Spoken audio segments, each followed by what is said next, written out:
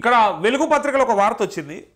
అప్పుల కిస్తీలు మిత్తిలకే 64,516 కోట్లు అంటూ ఏడాది కాలంలో గత 10 ఏళ్లకు రుణాలకు చెల్లించిన రాష్ట్ర ప్రభుత్వమై ఇగో కేసీఆర్ చేసిన అప్పులు తప్పులకు మేము ఇంతగానం కట్టినామని చెప్తా ఉన్నాడు. 64,516 కోట్లు కట్టినాము అంటే మరి ఆస్తులు ఎవరింట్లో పెట్టుకుంటారు? ఆస్తులు ఏడ తీసుకుపోతారు? మరి సరే, ఇలా సెక్రటేరియట్ ఉందా, కాళేశ్వరం ఉందా, ఇంకోటి ఉందా, అదో జేబులోనే పెట్టుకుంటాడా? తీసుకుపోయి అమ్ముకుంటారు వాళ్ళని. మరి మన కేసీఆర్కి ఇచ్చేస్తారా? మరి ఇచ్చేస్తారా? సరే, ఈ అప్పు అయినా కడతాడు, మరి ఇచ్చేస్తారా? మరి అట్లా ఉండదు కదా. రాష్ట్రానికి అసెట్స్గా కూడా మిగిలిపోతాయి కదా. వాటిని అప్పులు అంటే ఎట్లా?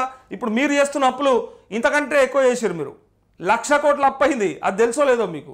1,00,000 కోట్ల అప్పు మీరు చేసిండ్రు. మరి 64,000 కోట్లు మిత్తిలకు కడుతున్నాం, కిస్తులకు కడుతున్నాం అని చెప్తారు కదా. మీరు చేసింది సంవత్సరంలో 11 నెలల్లో 1,00,000 కోట్ల అప్పు. మరి మీరు ఎట్లా నడిపిస్తూ ఉన్నారు? అప్పుల కంటే కిస్తీల వడ్డీలకే ఎక్కువ రీపేమెంట్లు. ఏడాదిలో తెచ్చిన కొత్త అప్పులు 52,118 కోట్లు. అయినా ప్రతిష్టాత్మక స్కీమ్లకు 61,194 కోట్లు. రైతుల సంక్షేమానికి 57,000 కోట్ల ఖర్చు. ఈ ఖర్చు అని చెప్తారు కదా. ఇందులో ఒక 10-11 కోట్ల రూపాయలు ధాన్యం కొనుగోలుకి అని చెప్పారు. అసలు ధాన్యం కొనుగోలుకి ఖర్చు అంటారు, సాయం అంటారు. ఏమన్నా తెలివి ఉండి మాట్లాడుతురా, తలకాయ ఉండి మాట్లాడుతురా? వడ్లు ఇస్తేనే కదా నువ్వు ఇచ్చింది, పుణ్యానికి ఇచ్చినావు ఏమన్నా? ఇప్పుడు రుణమాఫీ లెక్కనో లేకపోతే రైతు బంధు లెక్కనో ఇస్తేనేమో ఫ్రీగా ఇచ్చినవాటే. కానీ వడ్లకు ఇచ్చినటువంటి పైసలకు కూడా దాన్ని కూడా లెక్కలేసి అది కూడా మీకు సాయం కింద అని చెప్పి రాసుకురు రైతు పండుగల. వడ్లు ఇవ్వకుండానే పుణ్యానికి ఇచ్చారు వీళ్ళు పైసలు. అయితే 2 లక్షల రుణమాఫీకి 20,617 కోట్లు. అప్పులపై నియంత్రణ పాటిస్తూ అభివృద్ధి సంక్షేమం అని చెప్పి మేము గొప్ప చేస్తున్నాం. కేసీఆర్ అంతా అప్పుల కుప్ప చేసాడు, నాశనం పట్టిండు. దానికి సంబంధించినటువంటి ఈ అమౌంట్స్ ఏవైతే ఉన్నాయో ఇవన్నీ మేము కట్టాల్సి వస్తుంది అని చెప్తూ మరి సంసారం అన్నాక మరి కేసీఆర్ చెప్పినట్టు గుమ్మి నిండా వడ్లు ఉండాలి, గుమ్మట మూల పోరడు ఉండాలంటే యాడికెళ్ళి అవుతుంది? కాదు కదా. ఖచ్చితంగా దాని తగ్గట్టుగా ఖర్చు అవుతుంది. ఖర్చు అయినట్టుగా మనకు ఇక్కడ రాష్ట్రంలో ఆస్తులు కూడా కనిపిస్తాయి. వట్టికి కాదు కదా.